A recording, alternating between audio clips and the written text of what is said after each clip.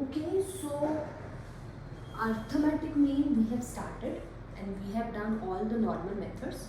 तीन methods थे, direct, discrete, direct method, assumed mean method and step deviation. Discrete तो series का नाम है. So now we are going to start with arithmetic mean in case of some special cases. कुछ special cases रहेंगे. मतलब अभी तक हमें क्या था, नॉर्मल सीरीज गिवन रहती थी, फ्रीक्वेंसी गिवन रहती थी, अगर डिस्क्रीट या कंटिन्यूस सीरीज और हमें कैलकुलेट करना रहता था. अब क्या रहेगा स्पेशल केसेस में, they can be different types of series. जैसे first series we are going to start with this cumulative series. Cumulative series में दो तरीके की सीरीज रहेगी आपके पास, less than and more then.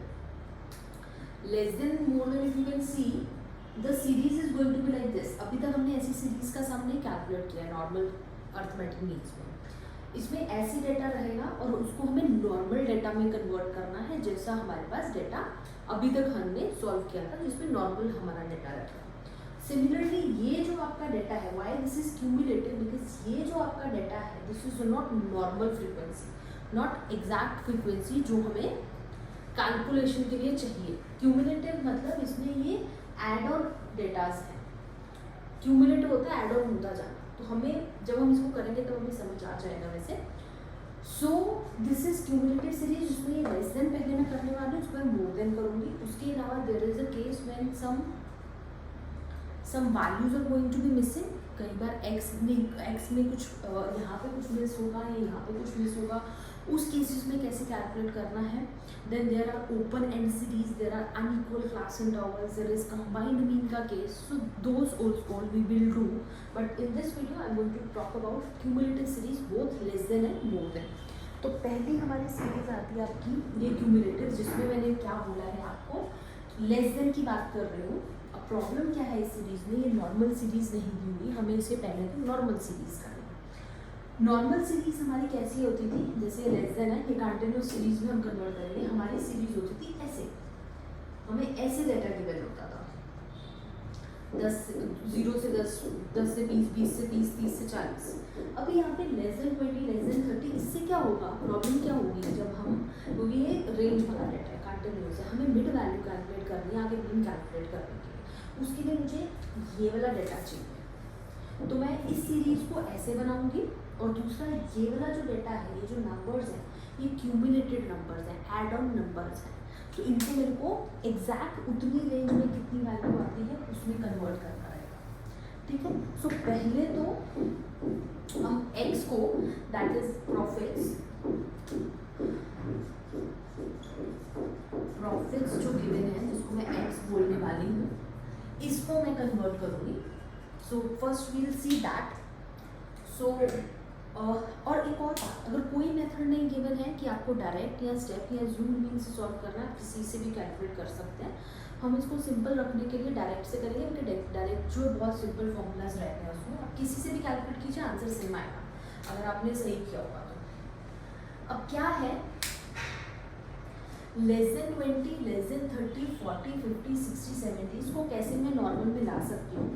अगर आप ध्यान से इनके बीच का गैप देखें, हर नंबर के बीच के गैप देखें, तो यहाँ पे कितने का गैप है, 10-10 का गैप है सब में. 20, 30, 40, 60, 70, ये सब 10-10 का गैप है. So which is giving me a hint. तो यहाँ पे मैं इसी हिंट के साथ चलूँगी. अगर मेरे पास ऐसा कुछ डेटा है, जो कि मोस्ट प्रॉब्लली ऐसे ही डेटा होगा, उसमें इक्वल इंटरवल्स रहेंगे, तो उसमें आपके लिए इजी हो जाएगा. तो मैं 10 के गैप पे ही बना लूँगी. अब यहाँ पे अगर मैं इसकी बात करूँ लेस देन 30 वाले की, तो ये मेरा हो जाना चाहिए 20 to 30, this should be 30 to 40, 40 to 50, sorry this left. So 20 था, लेस देन 20 की बात चल रही है, यहाँ पे लेस देन 20 की बात चल रही है. It can be 0 also, but 0 नहीं लूँगी बिकॉज डिफरेंस 10-10 का है.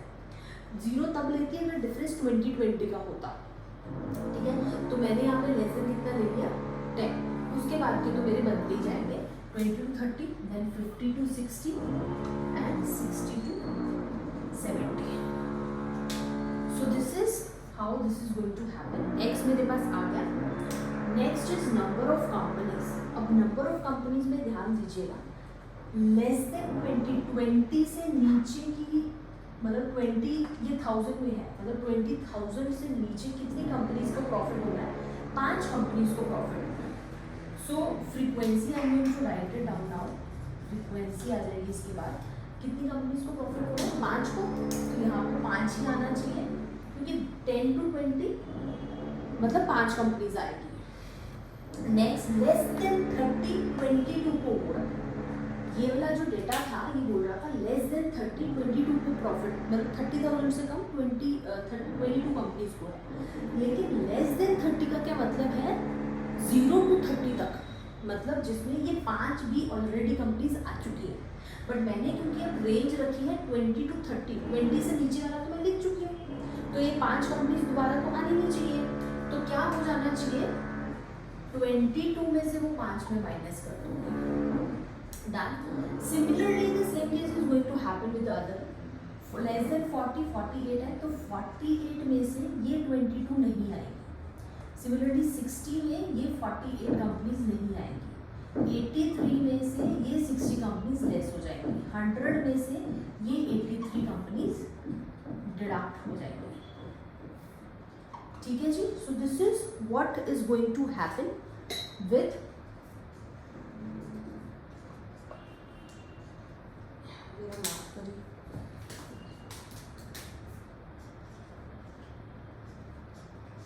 So this is going to be 5, 17, 26, 12, 23, 17 and one more thing, when this is my main frequency. अब मुझे क्या चाहिए होता है? Summation f. जब आप इनको ऐड करेंगे ना, the total should be this, because total number of companies already given था. तो अगर आपका सेम नहीं आ रहा ना, कुछ आपने गलती कर दी है. ठीक है, समीशन f आ गया. मैं normal direct method I am going to use, and direct method में हम क्या करते हैं, बट उससे पहले मुझे m कैलकुलेट करना रहेगा. यहाँ से 10, 20, 15. This is going to be on how much?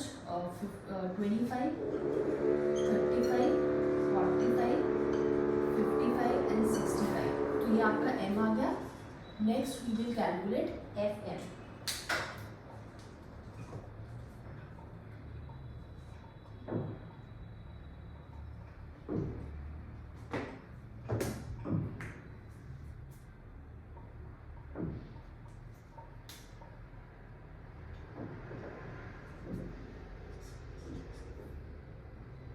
(25 into 17, 425, 35 into 26, 910, 45 into 12,